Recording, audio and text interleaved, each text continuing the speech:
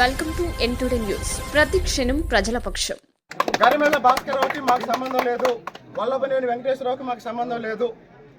ఈ దోపిడీ వ్యవస్థకు పాల్గొనే మొత్తం టీడీపీ వాళ్ళే. ఆగండి, నేను చెప్తున్నాను కదా. మీరు రైతులందరూ ఆలోచించండి అన్నా,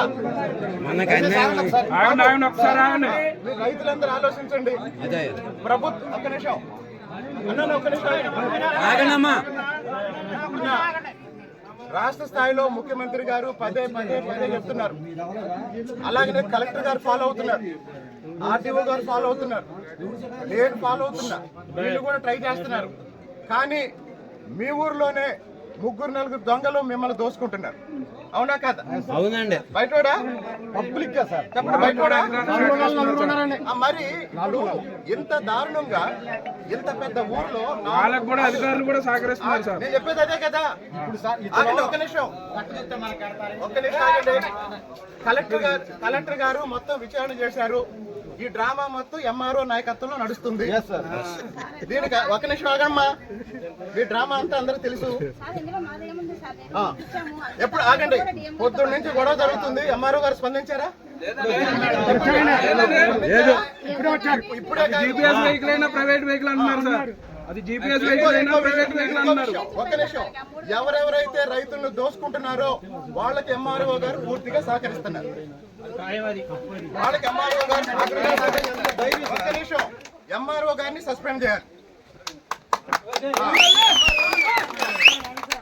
మీరు ఇప్పుడు ఎందుకు వచ్చారు? వెళ్ళిపోండి. మీరు ఎందుకు వచ్చారు? మీరు వెళ్ళిపోండి. అసలు ఇదంతా చేసింది మీరు. వెళ్ళిపోండి. మీరంతా చేసింది మీరు.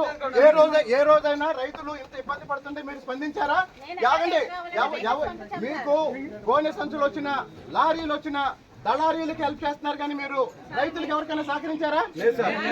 చెప్పండి. ఇప్పుడు మళ్ళీ ఆగండి. ఇప్పుడు కూడా ఎంఆర్ఓ ఎందుకు వచ్చారో తెలుసా అన్న? ఇప్పుడు కూడా ఎంఆర్ఓ ఎందుకు వచ్చారో తెలుసా? అదిగో వాళ్ళని సేవ్ చేయడానికి వచ్చారు.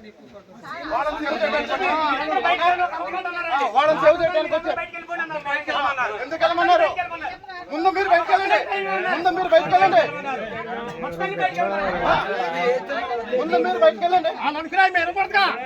అందుకని మనం బయటకు వెళ్ళమన్నారు. దొంగల్ని కాపాడటానికి ఎంఆర్ఓ వచ్చింది. అంతేనండి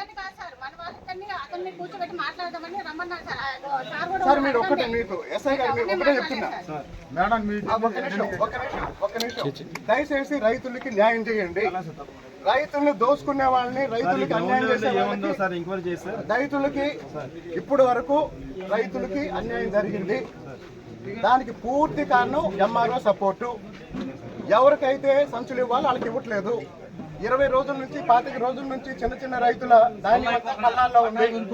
ఆఖరికి వాళ్ళ ధాన్యం 1600కి 1500కి అమ్ముకునే పరిస్థితులు ఈ దళారులు సృష్టిస్తుంటే ఆ దళారులకి సపోర్ట్ గా ఎంఆర్ఓ పనిచేస్తుంది. ఇదే కదా జరుగుతుంది.